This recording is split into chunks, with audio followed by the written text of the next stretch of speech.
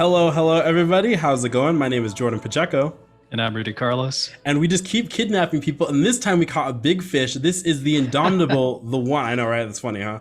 This is this is our good friend and fellow Catholic. This is David Gray. He is an amazing commentator. You can hear him also coincidentally on where Rudy is on Guadalupe Radio, as well as all over YouTube. And he has a website and books and just so many things.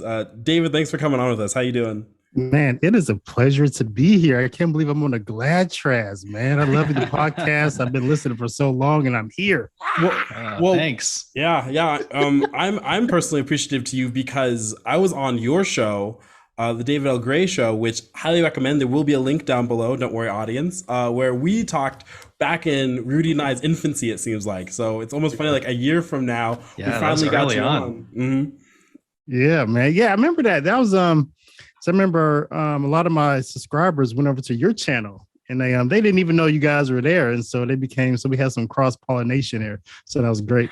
Yeah, for that, which gives us good because this is a great way for you to be introduced to our audience of a bunch of cool jabronis, just like all three of us. So why don't you just tell us a little bit about yourself? Your background's fascinating. I'm sure a lot of our audience members are really interesting. Some of them I already know you. So just give us a little brief rundown. Yeah, I'd be happy to do that. So the Catholic stuff. So, I'm from Northeast Ohio. All right. I'm not far from Cleveland, Ohio. And so the Catholic stuff, I'm a convert to the Catholic faith. I converted back in 2006 by the way of, I would say I was agnostic and deist probably in my 20s. I was conveniently agnostic and I was out of necessity sometimes a deist, just depending upon how things were going in my life. I was like, well, I don't think you can prove there's a God. I don't think he's really knowable if there is a God. He's definitely not interested in my life. But when things were going good for me or if things were going really bad, I'd be like either, oh yeah, thank you, God, or please God help me, And that went on for quite a while. That's pretty much my 20s. But my main passion really was Freemasonry in my 20s. Kind of always knew I was going to be a Freemason because just from my grandparents, my father, my stepfather were Freemasons, and my grandmother always encouraged it.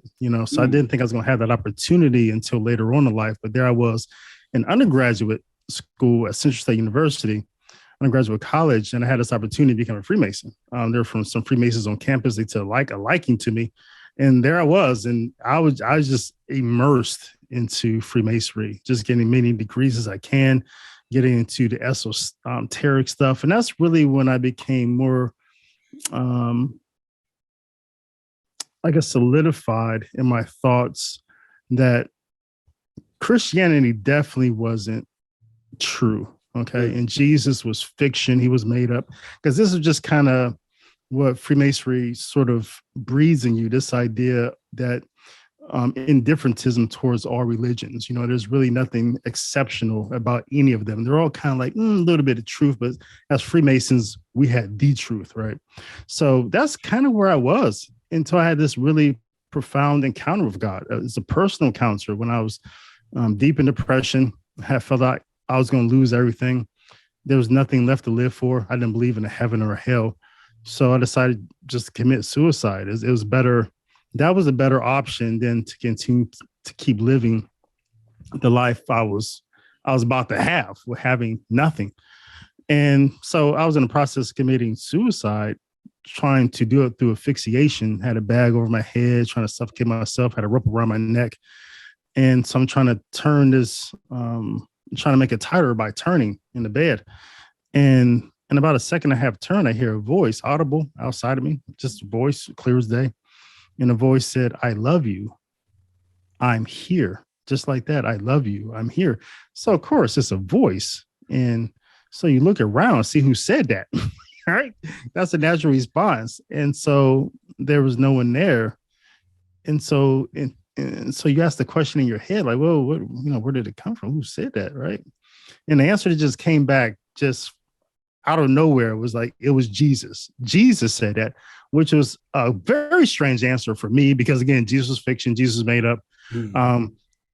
Christianity was a white man's religion. I was immersed into all that Pan-Africanism also, by the way. And And also, as a Freemason, I was a district deputy. I rose up into the Grand Lodge, had some Grand Lodge offices. And so at this point in time, I'm the second highest appointed Grand Lodge officer in Ohio. And so as a deputy Grand Master, my district was Western Ohio. And so I used to enforce the rule in Freemasonry that you can't say Jesus' name in the lodge. You can't say any church songs or anything like that. And so, I was very anti-Christian, very anti-Jesus, but there I was at the point where I deserved death. And for whatever reason, out of his mercy and grace, Jesus comes to me and gives me the only evidence I probably would ever accept it, that he was real and he loved me. I could hear his voice. I could no longer deny it. And so there I was. And so I decided to follow Jesus. And I really didn't know much about Protestantism, all those different things they have there. But, you know, in America, that's just kind of where you land initially. But it wasn't enough for me because my issues with Protestantism were still there. Like, there's too many things going on here, too many different religions. All you guys had a Bible, all had a Holy Spirit, all saying different things. And so it didn't make sense to me. And so I decided to go find what happened to churches in the Bible and to become Catholic. And then didn't think that's the church I was going to find, right? I thought there was going to be some sort of church in the Middle East. I would maybe fly over there one day, you know, some small recluse community that still holds to the truth. And, you know, this is going to be this global organization with, with all these strange teachings. But there I was. And like I said, I didn't want to be Catholic because I never heard of a Black Catholic. The Black identity was still very important to me at that time. You know, the checking off what it meant in America to be Black, right? And so Black people are not Catholic, first of all. And so I didn't want to, fall into that box of being a sellout. I was already becoming conservative. Being a Catholic was just not going to be another one of those things on the list. And so, but I decided to follow Jesus. And that's where I landed, and that's where I stayed. David, I wanted to ask you about your early conversion. You talked about how the Freemasons have their own brand of truth. They say, you know, this is the truth and we have it. Were you attracted to the Freemasons because you were seeking out the truth, or sort of a particular vestige of truth? I think I was seeking truth, just altogether, like what is true. And that's just something I just always yearned for. And so I looked in various different places when I got to college to find it, right? And so looked a little bit in the Nation of Islam and then actual Islam, looked a little bit everywhere, pretty much everywhere except for, Christianity. And so with the Freemasons, what I found attractive about the Freemasons, where I thought it offered exactly what I was looking for at the time, was that truth was Gnosticism, and truth was there's always a door to find a deeper knowledge, you know, something more. There's always a door opening, a new degree, right, or a new house, right? It's just always something there, and so that was definitely attractive. And also, I found the Masonic, we could call it liturgy in a sense, how the public, well, not the public, but the secret work, the degrees, the pageantry, the order, the form, the tradition, and how they tradition was not something they played with. You know, like Catholics, we don't play with the dogma. The dogma is a dogma. I would say Freemasons, when it comes to their traditions, they didn't play. There's no wiggle room, and so that consistency was something that was also attractive at the time. That's amazing because, you know, you're certainly the first convert from Freemasonry that I know. Your story is extremely touching. What's interesting is that you talked about how this was kind of a familial thing, and so it's strange because a lot of times when we hear converts, we hear people who brought up a sort of Protestantism, or maybe nothing kind of fell away. But because Freemasonry ran, you said, at least since your grandparents, correct? Yeah. So growing up before you were 20, was it just deism, you know, kind of agnosticism, or were there other religious persuasions before your 20s when you really kind of fell deeper into it? I would say my family was nominally Protestant, you know, whatever that is. but they were very Protestant in the sense that all of them belonged to a different Protestant denomination, right? So my grandparents, African Methodist Episcopal, that's Baptist. My mom was just different places. She was Jehovah Witness this week. She's Baptist that week. She just, I remember going to Jehovah Witness temple with her, and my father Baptist, my stepfather, he wasn't even a creaster, not even Christmas and Easter. He's pretty much just Easter and funerals. I don't know. You call that effer? I don't know, but Eastern rolls. Yeah. Funeral. Yeah. So, but as Protestants say, I was never churched, right? I was never churched.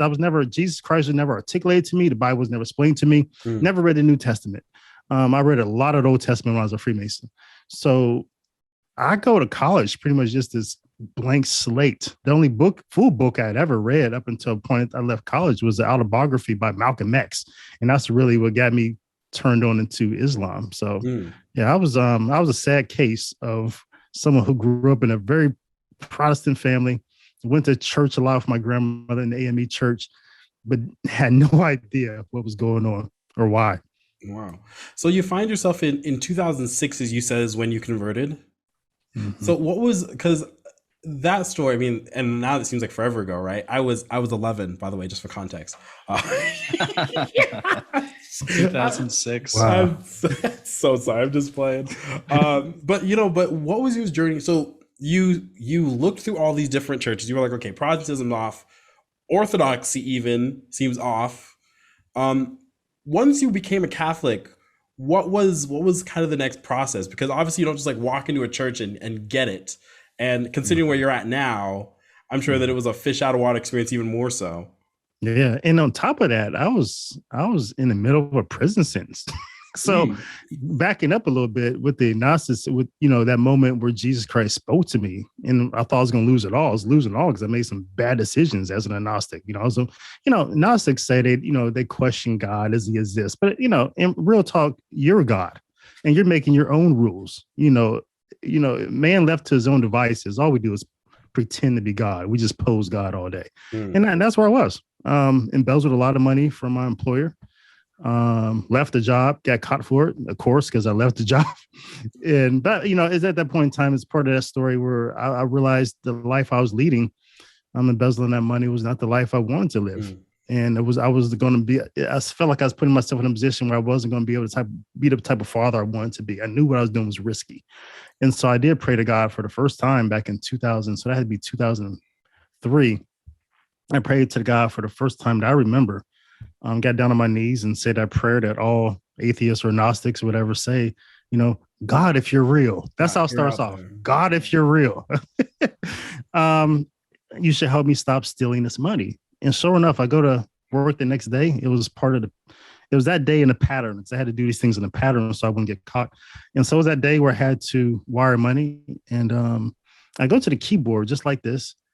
And I felt this sense of disgust, like, you can't do that. It's like, literally disgust. It's like vomit.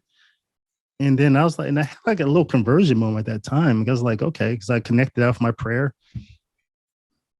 Okay, God, maybe you are real.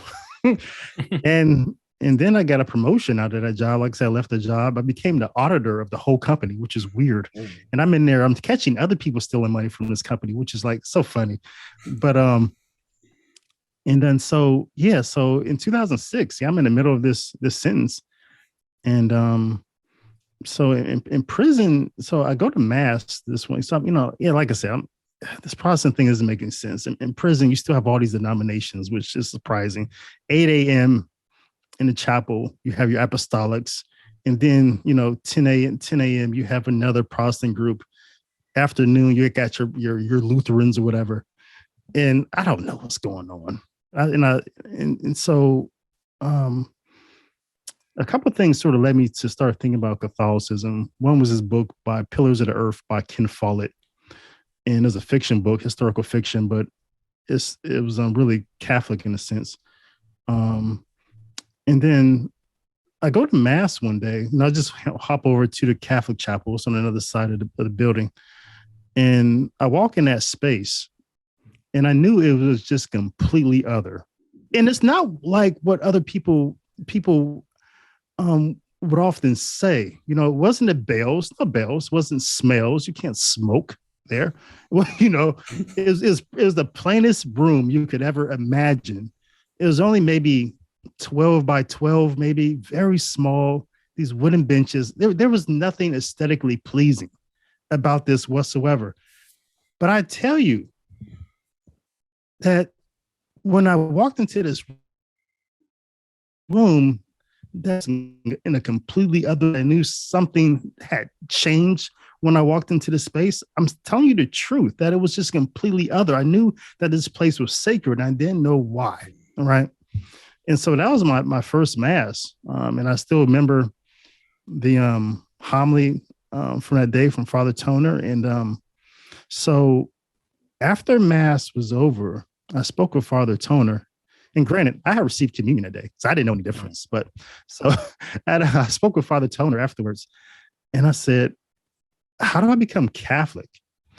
And he said, well, I'll bring some books next time I'm here, and we'll start studying. And then I said, am I supposed to receive communion? He said, no. Oh, God bless him. God bless him. And that was it. So August that year, August 8th, I'd already been baptized Protestant a year before in the Protestant chapel. But so August that year on the Feast of St. Dominic, I was confirmed into the faith. So wow. Yeah, that was my journey. Wow. Welcome home. That's amazing. You see really the providence of God in all of your life there. So just to be clear, your rock bottom propelled you into the church, and then you became Protestant, and then during your prison sentence, you became Catholic. Yeah, exactly. And also I would add to that Protestantism, I realized Protestantism was a joke and it was like a failed thing for me because that I had to get to this point, Rudy, where I had opportunity where I thought I had an opportunity to, I was adjudicating my case because I thought they over sentenced me. So I was adjudicating my case and appealing it. And so I go to the court this one day, and I had really bought into that Protestant name and claim it. I had bought into a full barrel, and I had claimed it. God is going to let me out today. I'm walking around. I was one of those guys walking around the prison with this Bible in my hand all the time. I was one of those guys. And I had bought into this thing, name it, claim it. God was going to let me out today. God didn't let me out that day. Your nickname was Preacher. Yeah. And I'm there on a yard, holding back my tears. And one of my friends come up to me and he said, man, you can't be like that on the yard, man. You can't look like this. You look weak, that whole thing. Yeah. And by then, was really no anywhere else for me to go. But I was just broken. And I realized that theology was it failed. Mm-hmm. And so that was another thing that said, man, this isn't it. And so that's another reason why I started looking outside of Protestantism. Like there has to be something other, so. Yeah, that's interesting. They said, we just had Tasha Tomei on our show, and she's a revert, but she talked about how she fell into evangelical fundamentalism for a time. And so we're kind of musing on with Protestant theology, there are some out there that places kind of the emotional certainty, right? Whether it's prosperity gospel or this is very common, like the Black Protestant church, you speak of, I think that there's a way that we speak of God, at least they do it in Protestantism there, where he becomes kind of like a genie. My God's gonna let me out today, right? My God's gonna do this for me, all that kind of stuff. Yeah. David, you talked about earlier in the conversation about Christianity, or your perception of Christianity initially was that it was a white man's religion. Could you maybe go into that a little bit more? Yeah. So I went to a predominantly Black university. So I was kind of knew a little bit about the whole Pan-African thing coming up in Warren, Ohio, a little bit Will in the you just 80s. give a quick definition for our not plugged in audience what Pan-Africanism is? Oh, so oh man, I mean, real quick. No, Okay, so I know, right? We'll get it. so yeah, so it's the idea that that blacks are rightful place is not in this country, is Africa, right? That's where we should be trying to get back to. We should have some land there. We should go there. We see early advantages of that, examples of that. Early group of slaves and freemen go to Liberia. This is in like the 1800s or late 1700s. They go to Liberia, and that's why Liberia is like it is today. They speak English. They have a flag that's typically American. So there's always this idea that even if we can't get back to Africa in this country, that's how we should be. We're Africans, right? Which is odd because Africa is a continent, Right, not a country. Right. So, but yeah, and so I have bought into this notion that part of being African is not being Christian, because the white man, they stole us from Africa. And I'm using this language intentionally, this us, because I just got out of slavery. I'm 400 years old right now. So, because all that history belongs to you. So they stole us out of Africa. And then when we got here, they took our language, they took our name, and they gave us a new religion. We weren't Christians in Africa. We were this, we were that. And so that's why, that's the rejection of Christianity, people who buy into that concept, which is not something, a relic from the 80s, is quite alive today still. Mm-hmm. And so, yeah, so you have to reject Christianity because it's not part of what it means to be a real African and a descendant from the slaves in this country. And so that's why I had to reject. And so that's why I had to reject that. And so it wasn't even on the radar just because for those reasons. So oh man, so much sauce to get into. So Yeah. here you are a new Catholic.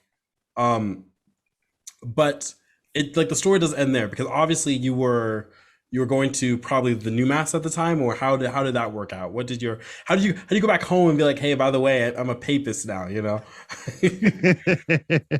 Yeah. So I get released from prison like super early. And I think they gave me like a 9-year sentence, which seemed like a long time. But I did like maybe 5, a little bit over half of that. Right. And so, yeah, of course, in prison, it's the Novus Ordo, there's nothing really going on. No Byzantine, especially nothing really going on there. So I get out. And so I start going to mass. I'm back in Xenia, Ohio, just really starting my life completely over. I have a bicycle. First, I think I have a bicycle. As soon as I'm riding this bike to mass every day. And it's the first time that I hear music in a mass, which is weird. And it turns out the music was horrible, but I didn't know that until later. Right. I didn't like it because I was used to quiet and silence and reflection, all that time we have that I used to have before mass. And during mass, it's just completely silent all the time. Nobody's really talking to each other. None of that. So it's just weird getting out, seeing this chattiness and this weird music and this priest who has like the stand-up comedy routine. And it's so man, will you make a statement? Are you saying that mass in prison was better than mass out in the wilds? Dude, prison, 100%. It's not even close. It's not even close. I would go back now, just experience that. I would. I mean, yeah, but but yeah, it was. I would take that Novus Ordo over anything outside. So yeah, but that's my experience. I didn't know any better. When I was locked up, I was reading books by heretics, but I didn't know any better. But so, and I didn't even know Catholics. All Catholics didn't believe the things written in the catechism. I had this just idealistic view, like, okay, they're Catholics. Everybody believes in the Holy Eucharist. There's no changing this dogma. You just can't pick and choose. This isn't Protestantism. Here's a dogma. Everybody believes it. So this is 2010, and more time goes, I'm starting to hear things, this real Catholic TV that started calling itself church militant later. And I'm getting exposed to all these different things. I'm like, I'm just blown away. Mm-hmm. Right. It's just a little bit disappointed as well. Right. I thought Catholics were different people. I thought they were set apart people. And I didn't think it was all this political left and political right in the church. It was really disappointing to me. Mm-hmm. But as time goes, I'm also discovering that, oh, wow, there's other masses. And so I find in Dayton, Ohio, there's a Melkite Catholic church that, okay, first of all, again, I hadn't really broken free yet of the checking off the listing. Like, okay, this is what it means to be Black. So first of all, I'm trying to find a Black Catholic church. Right. And then when I find one, it's a Protestant church, basically. So I wasn't interested in it. It was that was even more disappointing. I said, what is this? And so then I started looking east, and I find a Melkite Catholic church. And it was like a second love. It was like falling in love again. It's like the first time I went to Mass in the prison. I just knew that the space was other. And here I was again at this Melkite Catholic church. And it was other. And I just fell in love again. It's like, is it all over again? Yeah. My faith was just not my faith, it's just my love of the liturgy. And the otherness was just replenished and restored. I was happy again. So that's where I was. And I wondered to this day, what would have happened if I went to a FFSP church or, another, traditional Latin Mass? It might have been the same, I'm sure, but it really didn't. So when I finally did find a traditional Latin Mass, it was kind of too late for me. I had already fallen in love with Eastern liturgy. Right. I appreciated it. I loved it. It was still other for me. I was like, wow, this is amazing too. When I went to my first traditional Latin Mass, but it was just a little bit too late. I fallen in love with the East. So that's beautiful. And, I love, we talk about the East and the West as the great lungs of the church. And, I think, your channel, we'll get to this in a nutshell, but your channel has some of our favorite stuff on criticisms or just going through the liturgy of different Novus Ordo churches and sometimes ruffling feathers. We'll get there, but I love how for us, Rudy and I, we grew up Roman Catholic, right? So we've always been in the West, and then for us, it was a reintegration of our patrimony to come fully into Latin Mass. We were just like, oh wow, this is the Mass that converted like the world, and this is this, and the East has so much patrimony too. And especially with, I know we're talking about with the checklists and stuff, right? But the East has so much beauty with so many different peoples, and I'm happy. I meet, Byzantine Catholics. I always call kind of like they're sisters for a reason. It's fun to pick and prod, but at the end of the day, you love your sister, and and they're way better than your deformed cousin who was created by committee in a lab and who pretends to be the best cousin. Oh, that's so funny. Yeah, that's a good description. So you are a Byzantine Catholic. That's accurate to say. I would say I never. When I moved back to Ohio, or I moved back to Warren, that was where I went to Mass most often. But I never made the full switch over for a couple of reasons, and I guess I was really debating between. There's a church in Youngstown, Ohio called St. Dominic, right? It was a Dominican Fathers Church. And I have become really good friends with the priest there, the father there. And we started doing a lot of work together in the community and for promoting Father Gus Totem cause. Mm-hmm. And that Dominican parish was the most reverent Novus Ordo I have ever experienced in my life. So I had community there and people who I was working with and people who I felt like they wanted me to contribute to the life of the church. And I wasn't getting that, at the Byzantine I was going to. I know that's a silly reason not to switch all the way over, but also it's an important reason I felt not to, right? Because I felt I was doing following my calling there. I was getting close to, I was also discerning my vocation there to enter into, religious life. And so the Dominicans were helping with that. So, and then of course, when I moved there, Northeast Ohio has a lot of, it's a big Lebanese community. It's a lot of people from that. So you have a lot of different Eastern churches there. Even you have a lot of Orthodox as well. So when I moved away from there, I moved to Columbus and then to St. Louis. It really wasn't that. It wasn't definitely in Columbus. Wasn't that many opportunities. I would say I didn't. It was still the same thing. I would say was going to church there a lot to another bit visiting in the Melkite there. But then after liturgy was over, no one spoke English. and so it was still like, man, where's, I still didn't sense that community. Yeah. And then still, so here I'm in St. Louis. So it's, the state in a short way. Yes. When I'm not at my parish on base, because we're here for this Air Force right now. And so when I'm not on base, I have to be there, have to teach RCA there. But when that's all over, students are confirmed to Easter. During the summer and the spring, when that's over, from there until about September, we're in St. Louis typically at a Byzantine.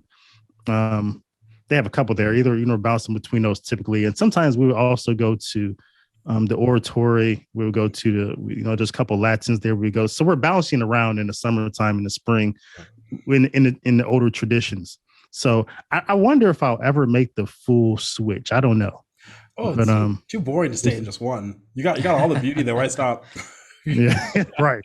That's true. And like Rudy can speak on this, right? Because we talk a lot about authentic Catholic community, and especially with like liturgical reclamation, Mm-hmm.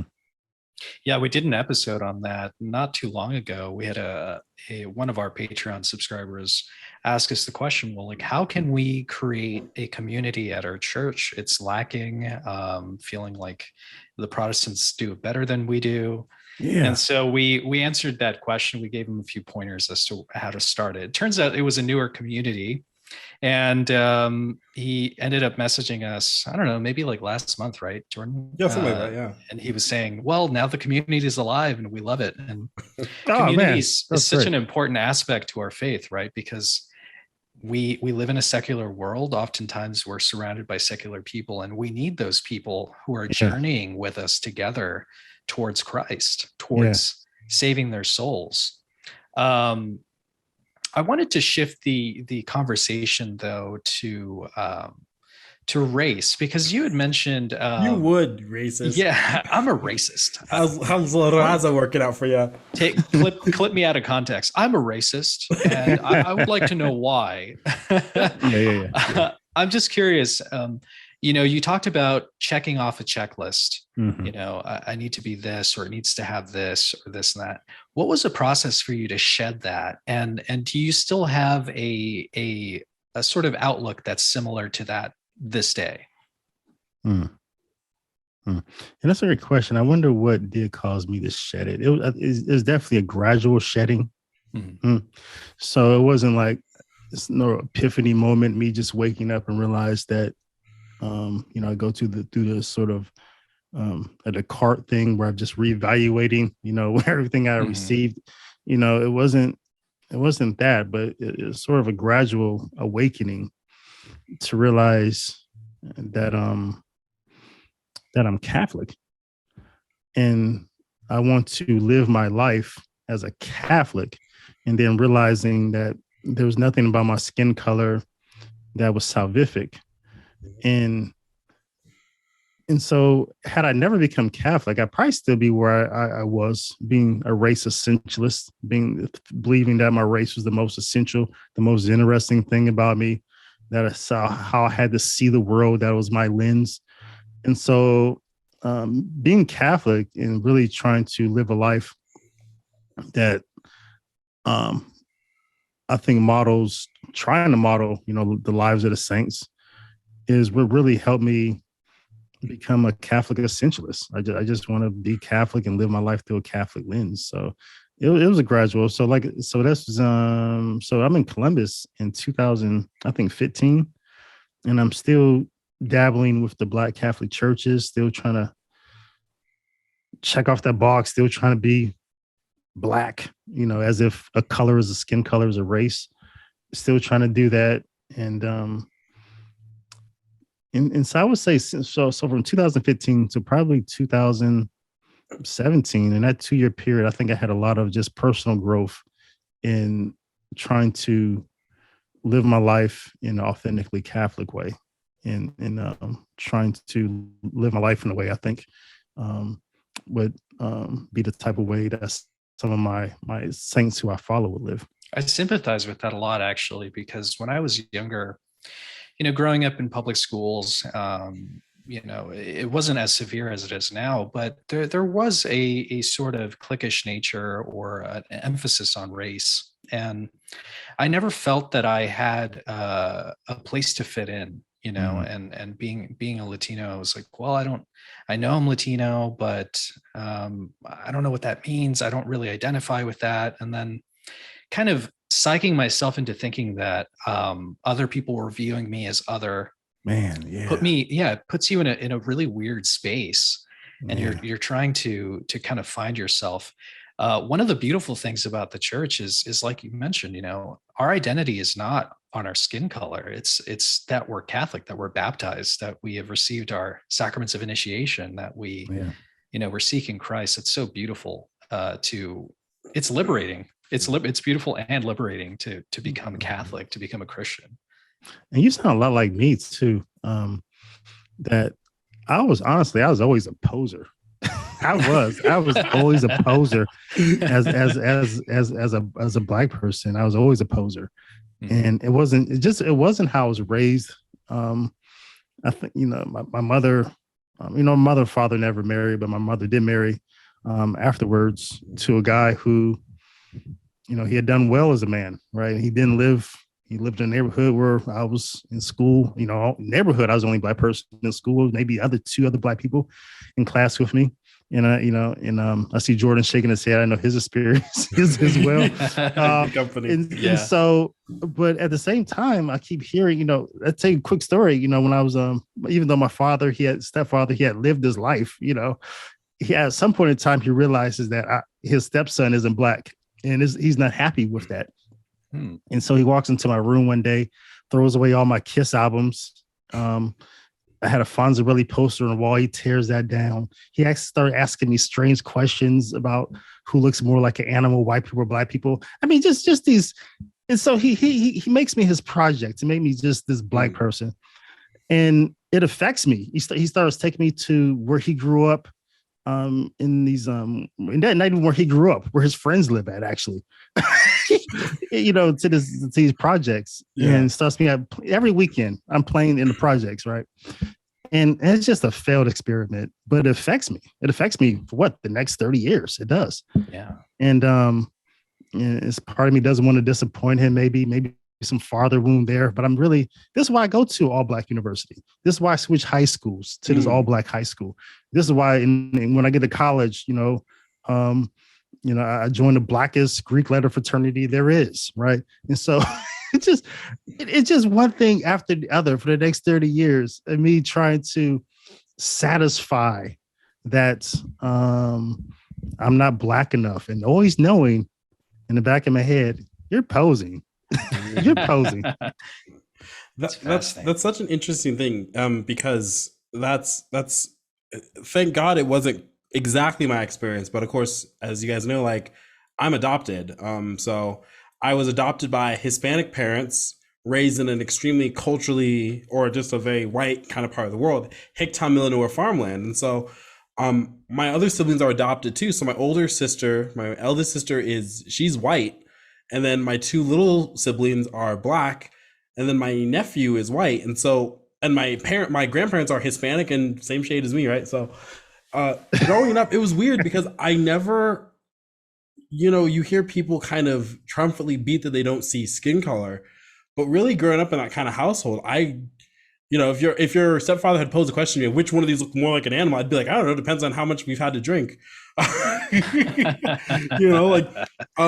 was, my family's was American, very American Hispanic. And And so I remember like my dad once when I was in middle school, I just started playing trumpet, and he was like, "Well, I think it'd be kind of cool if you want to like know something a little bit more culturally black, so to speak." And so he got me Miles Davis kind of blue and greatest hits of Louis Armstrong, and there Mm. started my jazz evolution. But growing up, it was crazy because I had friends, good friends of mine, who would say, Jordan, you talk and you act white.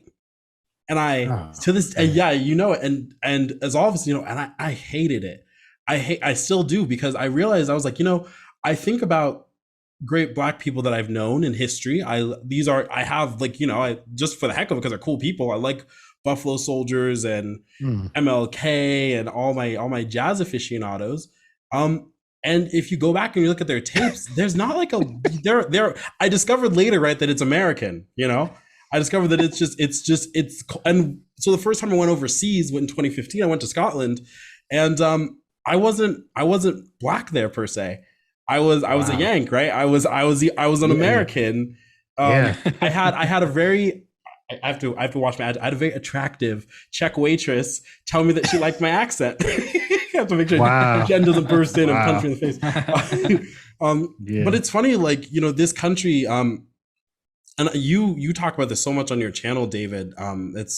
It's some of the freshest content, especially with the Catholic lens out there, that man in the image of God, race as we kind of think of it doesn't exist. God looks at us, as either you're in the family or you're out of the family, but there's not these separate places in heaven for blacks and whites and broken out Irish and Italians and Ethiopians Yeah. and Zulu and all that kind of stuff. So it's amazing Yeah. that that's such a preoccupation down to even religion, especially with a faith as universal as Catholicism.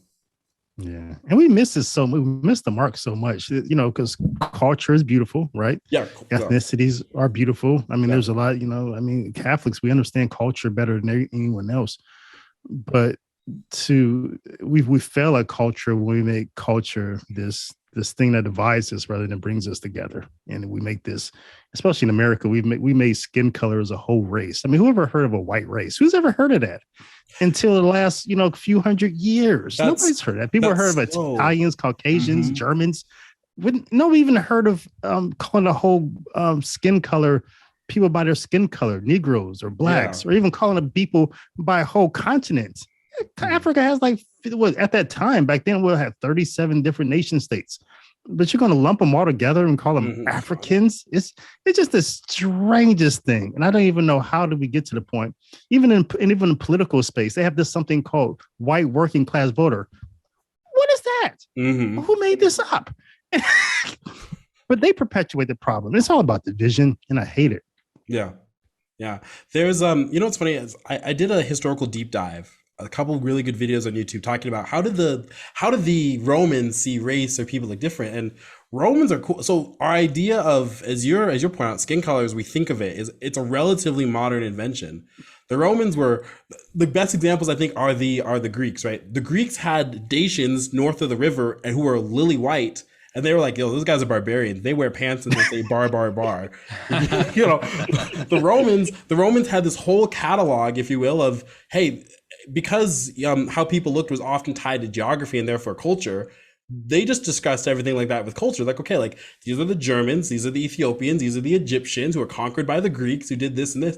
And they just were more concerned about your culture and your outlook that way. That's why when when all like the Vandals and all the Germanic migration started, they freaked out because these people look like us. No, because they keep wearing pants and saying bar, bar, bar. And that's beautiful. And so it's like it's amazing because I read, and nowadays especially, there's critical race theory, there's push of like marry and interact inside your race, and all this other kind of stuff. And Yeah. when you realize like the banner is the most important thing that we can do is our relationship with God, everyone's, it completely changes it. You don't have to fake it till you make it by the virtue of what you look like on the outside. Yeah. That brings you another question to mind. Obviously, within the Catholic Church, when the church talks about not having a mixed marriage, they're not talking about race. They're talking about religions, right? But I can't help but think, a marriage within the church, as long as two people are strong in the faith, That's always going to be good. But what's your take on two different cultures? I mean, again, race has a part of it. Well, does it or not? Skin used to be a little more geographically tied. Right. So what would you say, like two different cultures coming together? Do you think that would be a good idea? I think, of course, there's a lot of rub there. My friend, Bobby Hesley, I think he's close to being engaged to a woman who's a Chaldean. Of course, he's a Latin, Roman Rite. And I know there, he could tell you the story better than I do, but those examples of two different cultures coming together. At least they had the faith in common. But there's, he talks about how even with the Chaldean Catholic, it was just, there's a lot there, because you talk about different family traditions. And so it takes, I definitely believe if that's the person who God has called you to be with, right? I think there's enough grace there that you can see it through. But I'm thinking at least in the early phases, right, there's going to be a lot of stuff to work through. And it takes a lot of patience, right? So I wonder. We just went to a wedding where, technically speaking, there are two cultures. We had a first generation Assyrian. So his parents are, or he's from actually the mainland even. He did the most American thing that he could think of, which is that he married a black girl. That's funny. And it was funny because I don't know how it is. Like, it was funny because I'm sitting there and I remember when they were courting and everything, and I was like, I gotta tell you, buddy, I kind of cool, but like, why? And he was like, every Assyrian girl looks like my sister. And I was like, that's fair. Welcome. This is the beauty of our country is, and especially in the Latin Mass, that's something that really interests me. I'm astounded by critics of the Latin Mass and their terrible attack, and not just Latin Mass, it's growing because there's so many people going in to be Eastern refugees, especially in the wake of garbage liturgy and Traditionis Custodes and other Latin Mass parishes shutting down. People say, oh, well, the problem with the Latin Mass in particular, the problem with tradition is it's a white right-wing kind of thing. And especially as a traditional Catholic, I'm like, okay, well, let's get this straight. So I'll start backwards, work my way forwards. Right wing, I'm a traditional monarchist. I don't know where that register is quite on the spectrum there, fella. But like this idea that like there's like the Latin Mass or tradition only appeals, like, thank God for the Novus Ordo, because now every man in every language and every way he looks can be incorporated in the church. And beforehand, the church was so terrible and miserable, and there were no rites, and your priest had to be from the Snow Whites of Sweden or something. Yeah.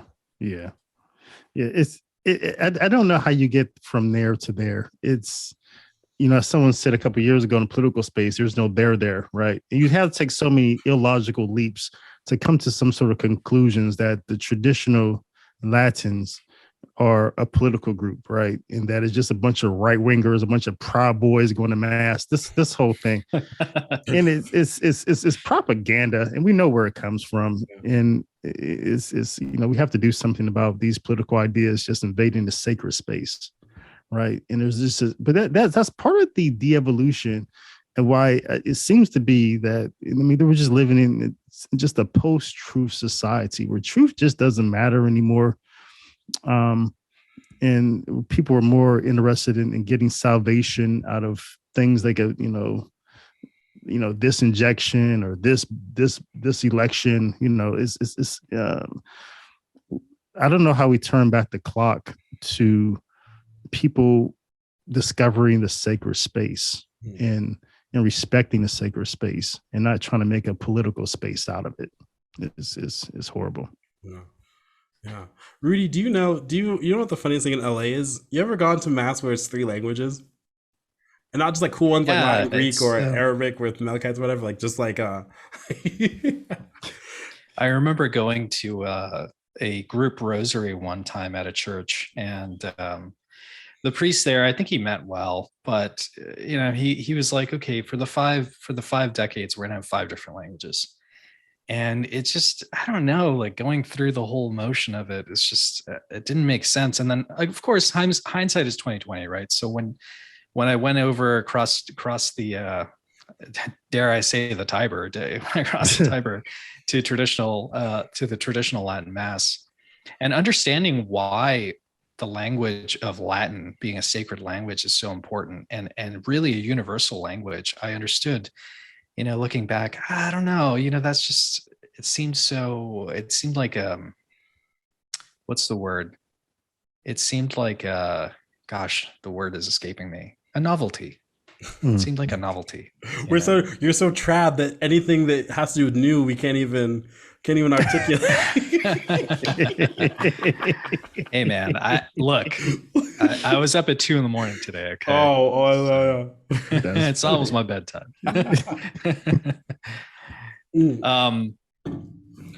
Wow. Yeah. So you're still going to the Chaldean Mass, or the Chaldean liturgy, because they don't call it the Mass. Is that your Sunday, your typical Sunday, you go to the Chaldean Divine Liturgy? Or do you jump around?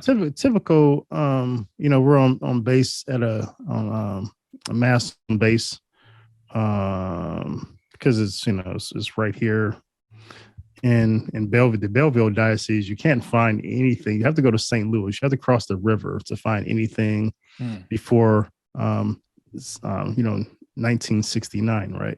So so I'm on plus I teach RCI on base. My daughter, she just got confirmed, so she's there going to class. Congratulations. So that's our main community. But when the Easter vigil is over, that's when we head back across the river. We do different things. So well, I'm just thinking of Rome now, and I just wanted to get your take on what you thought about the the emphasis. Like, for example, the most egregious thing that comes to mind was the synod on the Amazon, and you would see this like overemphasis, almost like ham-handed way, like slapping you in the face with Amazonian culture, like Pachamamas and like all this kind of crazy stuff. What's your take on that? Like this, I'm sorry, let me articulate the question a little bit. What's your take on churches really being ham-handed and bringing these different cultures into the Mass? Oh my! I mean, where do we start with that? I'm giving you the hard on your show fast. My bad. I mean, this idea that inculturation means bringing in the most entertaining thing about culture, I think is racist itself. I think anytime, and this is what people, we call them the political left. This is what they tend to do, right? That they'll find, oh, come dance for us, come show us your culture by dancing for us. And so you see all these things. You've seen this in California. You see people now bringing in these things, from these cultures. Come dance for us, and come show us your prayer where you go to the east and the west and the south. It's always the entertainment factor that they're most interested in with this so-called enculturation. And you see it in the historically Black Catholic churches as well, that they consider this, let's say, enculturate our tradition, our Black culture into the Mass. What they really mean is Protestantism. Let's sing some Protestant songs. Let's praise and worship, quasi dance. It's just the lowest common denominator that they seem to be interested in. And that's not an enculturation. Culture is a much broader thing. And I think sometimes we want to romanticize culture. Culture also has bad things as well. There's some bad things people have in their cultures, but we always want to romanticize it. Like, oh, culture is always good. No. And culture has so many different qualities in it that what the Catholic Church tends to mean by enculturation is seeing what's essential in that culture in terms of how they approach God, and seeing if that's actually compatible with how we approach God. Does that thing really orientate us to the divine? Does it orientate us to Calvary? And if it doesn't, if it sends us in a different direction, then it's not something that can be brought into the mass. So we see a lot of these things, especially this thing that they're doing. I see a lot on the West Coast.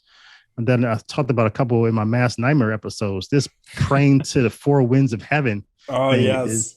It's just, I mean, it's witchcraft. That's not culture. That's paganism, and it doesn't contribute to our salvation. So that's such a perfect thing, that's because horrible. I love mass nightmares, and if you can give us just an overview of what is mass nightmares, I think so. Again, your channel is linked below. Don't worry, checks in the mail, whatever.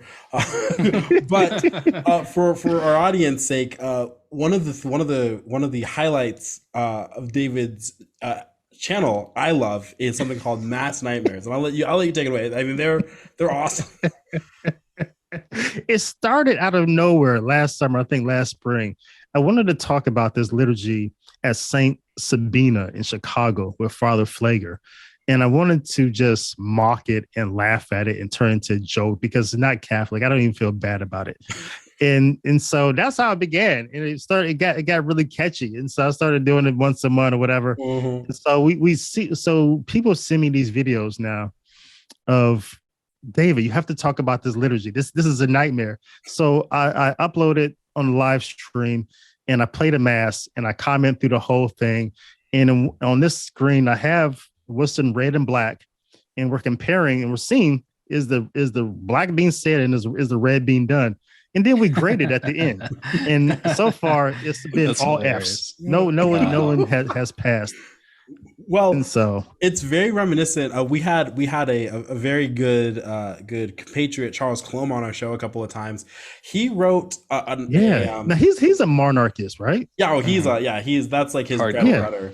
Yeah, because somebody met someone when I was in Baltimore speaking there, and the guy said, "Oh, you got to talk to him. You got to talk to him." And I'm not the political guy to be like, "Oh, I'm not sold on the whole political thing here in the United States. It's two-party thing. I'm not on board with it completely. And so I'm sniffing around the whole monarchism thing. So talk to Charles. Yeah, Charles we had a whole episode on monarchy with him. And what's very funny about it is it's like we think about with politics. Rudy talked about this just a little bit ago, right? It's like, there's this incentive, it seems, that in democracy run amok, which is what we have now. Aristotle talks about, the three good forms of government, which is monarchy. Plutocracy, I think is what he said. Plutocracy, and then the other one, it's like limited democracy. He might have said polity. And then the inverses are bad, right? Monarchy run amok is despotism, plutocracy, or aristocracy, I'm sorry. Aristocracy run amok is plutocracy, and polity run amok is democracy. And America's a funny place because this is one of those rare countries where we have all three bad ones at the exact same time. But Charles did a column it's an old defunct online Catholic paper called the Los Angeles Lay Catholic Mission. It's part of a broader set of newspapers back in pretty much I know that they went farther, but the articles I have are from the 90s into the early 2000s, right? They had guys in San Francisco, they had guys in San Diego and Los Angeles. And so his column was called The Roman Catholic, pun. And all he would do, they're fun. All he would do is go to the different churches around Los Angeles and just objectively tell what happened during the Mass. What songs did they use? Stuff. Yeah, how was the homily? Was there coffee and donuts? Like, what did they do to the sanctuary? And he would get some people who really liked what he did, and others who he really didn't. He tells the story of where he went to one Mass and he thought it was a different place, and it was a good Mass. And at the end, he was like, Father, the father's like, I know who you are. And he's like, yeah, I'm not going to write about you because this is fine. And he's like, oh yeah, you're not talking about us. But if you want to go across the street or, wherever. You gotta check these guys out. Get a load of this guy. That's some good stuff right there. Yeah, your Mass Nightmares reminds me of that. That's why I love it so much. It's like just going through the Mass. And sometimes you ruffle some feathers, which I like because exposing improper liturgy, not just liturgy you don't like, but liturgy that objectively is not by the rubrics, not by the glory of what the holy sacrifice of the mass should be. Yeah, I mean, and that's what I was saying. It's like, okay, if the Novus Ordo it's here, I don't see us ever going to go away. But if they're going to come down on traditional Latins, for some weird reasons, then we should also take objective looks at, are you even doing what the Novus Ordo says you should be doing, right? And so if you're not, you should have some critique as well. And so I do get hate mail, from these parishes. I got so much hate mail from one in Florida. I had to have a whole response video about what they're saying to me. And so, but if you're saying the black and doing the red, I can't be upset about that. I don't have to think your liturgy is beautiful, or it really contributes to the mystery of what's going on there. But if you're at least saying the black and doing the red, what can I say? Man, one of the things that bugged me the most when I was still going to the Novus Ordo was, I was a sacristan. I was really involved in the liturgy because that was a way for me to discern a vocation. So I was thinking, I'm going to get involved. I'm going to discern that way. Mm-hmm. And one of the things that killed me was in the germ, the general instruction. Yeah. That you use for your show, right? To grade them. Yeah. So, yeah. I mean, there's instructions that allow you to pick whatever scripture you want. There's a shortened version, a longer version. When it's a holy day, you can pick these readings or this other set of readings. Yeah. And I remember one time we were in a meeting for planning the liturgy of I think it was Christmas. Yeah. Yeah, Christmas is the genealogy. So they typically have the genealogy of Jesus because that's important, right? I mean, when you think about it, the genealogy being written down in scripture is to prove that Jesus is fulfilling the prophecies. This is the Messiah. He's here. He came into the world. He took on the flesh. That's incredible. But I remember sitting at this meeting and the priest saying, "Yeah, I don't want to read this. It's boring." And that, the general instruction gives you that ability to choose whether or not you want to read that particular reading or something else. So that always killed me a lot. I'm glad you're doing that video because you're right. We do need to criticize where criticism is due. And I call those different options that they have in religion. I call them audibles, in the football terms. Father's calling an audible. Watch out. Man, that's a major audible right there. You decided to not read a genealogy. That's wow. He called an audible. I love the reason, and this is the thing. It's for all. Again, there's so many criticisms leveled at the older rites that are undue because you can tell it's a completely different eschatology, right? It's a completely different worldview. If you recognize that liturgy is not about us, if it's not humanism, then you don't just say, "Oh, well, the mass is boring." It's like the priest isn't facing me. Well, the priest isn't talking to you. That sucks. It reminds me the older rites really remind me of how much we are God's children, because as children, what do? We squabble, we fight, we pick and prod. We want to have it our way, but your dad has to come in and be like, "No, this is what the family's doing. And one day you'll be a man, my son, and you'll understand why we've done it this way." And now it's like, the thing about it is you expect at the new mass, you expect novelty. The Reverend Novus Ordo is a unicorn. They may exist, but more often than not, the mass in Florida, that's not uncommon. That was a lot of little bits and pieces of my childhood right there. Wow. We were just lucky because we never had a priest that chained out of his clericals, in the middle of mass. One thing that I like to do in the age of COVID, this is beautiful, because every church or many churches started live streaming their masses.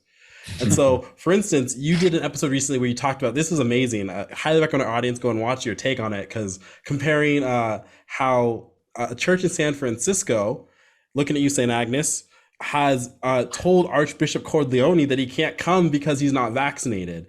He's not welcome there.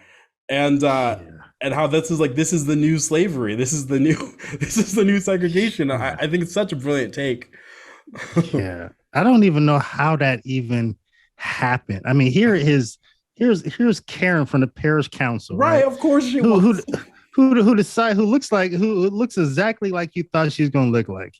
And she partners with her Jesuit priest to send their archbishop a letter. I mean, dude, you're talking about 500 years ago. I mean, Corleone, he's coming down here and he's putting people on the guillotine. How dare you tell an archbishop that he can't come to his parish? That's basically his property. Yeah. And you're the sheep.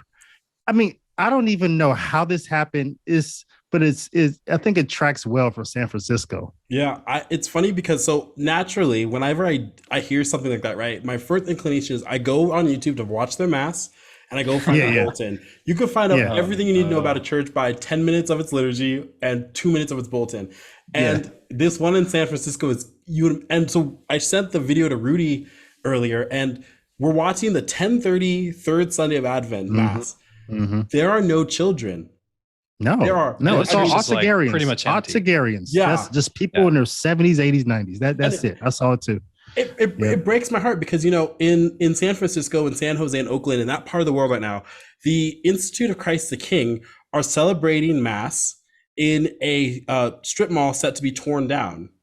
And so I look at the fact that, so Jen and I, we were up in San Jose, which is close to San Francisco, just 20 minutes down the road. We went to a mass up there at a Jesuit parish. Oh gosh, the stuff writes itself. And I did not know if the confirmation, which I was responsible for, was valid. That's how much, I mean, I was like, how do I like pull my cousin aside and be like, hey, yo, I don't know what we just saw. My poor wife, he's a little scandalized. And so on Pentecost Sunday, we were like, we have to go find the mass. And so we found it, but that's the reality we're facing here. Oh man, that's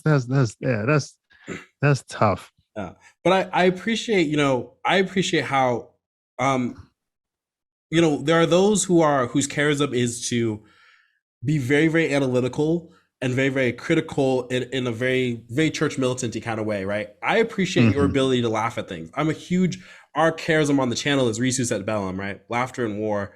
Very Chesterton. And so the best way to deal with bad liturgy, I've discovered, is you just gotta look at it and go, wow, this is ridiculous. Otherwise you'll cry. Otherwise you'll cry and you might burn down the place. And I think also, the people, I mean, we're dealing with, I think the priests in these parishes, they do understand one thing, that the Novus Ordo is lacking, and that they're trying to make it better. They're trying to hook it up, put some hot sauce on it. I get it, because intuitively, they just know it's lacking. And they're going about it the wrong way to try to, and they know it's lacking because they've seen good liturgy. They've seen a traditional at mass at some point in time in their life. They know what liturgy looks like, and they know that this ain't it. And so part of them is trying, this is why they're doing something every mass. They're doing something, tweaking something a little bit. They're doing something different because they know it's lacking. They know. And so this is why they do it. But the downside of the mass nightmare things, we're going to pick them back up in January. I got this one that people are just going to nobody knows this is going on. I'm hoping nobody else exposes this before I expose it. I think it's one of the worst kept secret. No, it's best kept secret, but it's bad. Oh my! That's the worst kept secret. Yeah.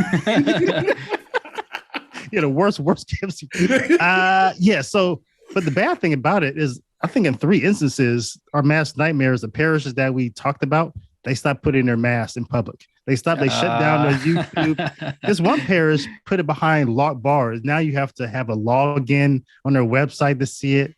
Hilarious. So, but I think we've had some good successes too. Like that one in Florida, they stopped doing a couple things after I did 2 episodes on them. They stopped doing all the blessings before mass was over. They're still doing St. Michael's at the beginning, but they stopped a couple other, they stopped the children's mass. I think they stopped that.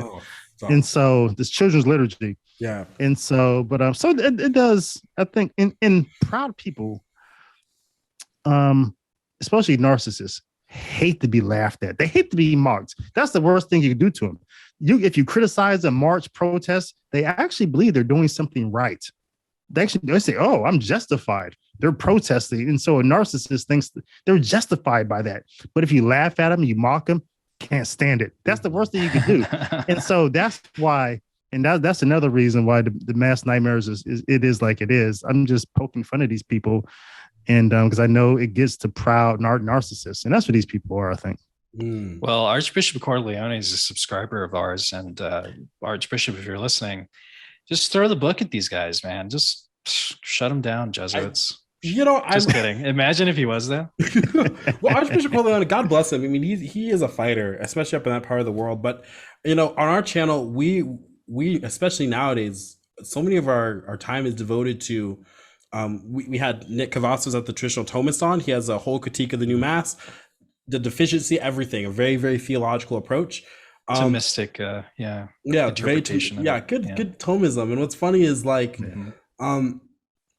we spend so much of our time, we talk about the Society of St. Pius X, right? We talk about boundaries, we talk about things. And the joke currently is that if Archbishop Corleone asked the society if he could go check out their Mass, they'd be like, oh my gosh, come on in. Yes, please, come on in. We'll have a conversation. And it's interesting. You can really tell that we're in the fight of our life, because even if one doesn't like their bishop is still the heir of the apostles, and just like the Holy Father, there is a filial piety that we are owed to them, right? Even if we laugh at them a little bit, because some of them do, Saint Sabrina's or whatever in Chicago. I mean, that's Supage's territory, and that's not a Mass, and yet he's been there. He's been to one of those liturgies, right. And it still wasn't a Mass, right? While he was there. For those who don't know, I might link it again too. I mean, this stuff is just so good. I'll link your Mass Nightmares to it. I mean, David puts out such bomb content. He keeps taking all the best ideas, and so I'm just playing. But this is a Mass that is oh my gosh, it is I guess you say a Black Catholic church with a white priest. It's important to say, because he's that is just the worst of inculturation. It is not. It's not the Mass, and for anyone who's, again, a little traditional minded, and just go, the Mass has a history where what is beautiful and holy to God, we shouldn't change. We shouldn't touch this. We should be very careful about how we change it. The fact that liturgy has been twisted, and yet that's totally cool. That has the seal of approval from a prince of the church. You can't make this timeline up anymore. This timeline up. That's funny. We're in the worst timeline. That's funny. Yeah. Before we let you go, where is the best place for people to find you? Where do you want people to be navigated towards?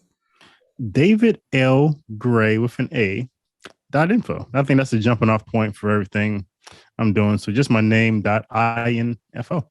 Or you just type it into the YouTube, David L. Gray, and it'll come up. Yeah. David has plenty of books too. He is an accomplished author. Besides just his commentary, you can also find him on Guadalupe Radio. What time do your show typically play? 4 p.m. Central Time on Wednesdays. Gotcha. Well, there you go. I love it. I'm hanging out with radio people now. It's awesome. So we're on the radio. We're on the radio. We are so grateful for you to be on. Our audience, please check out his stuff. Subscribe to his channel, listen to his things, buy his books. I don't know if you have t-shirts or swag. I don't care. If you like this episode, and we know that you did, please, the most important thing you can do for us is to pray for us. And also, we love to hear your stories. I know that we have a lot of converts. Maybe we have some Freemason converts. Maybe we have converts who were also kind of thinking that their skin color is the most important thing, and have now embraced kind of the fullness of what tradition in Christ looks like. So comment down below, share this video. There are plenty of people who share them. We really appreciate you. If you want to also consider, we have a Patreon right there. A lot of really good goodies that helps keep the show running nice and smooth, helps us get wonderful guests like this gentleman before you. And of course, your prayers are most essential. So from us, God bless you and Mary keep you. We'll see you on the next one.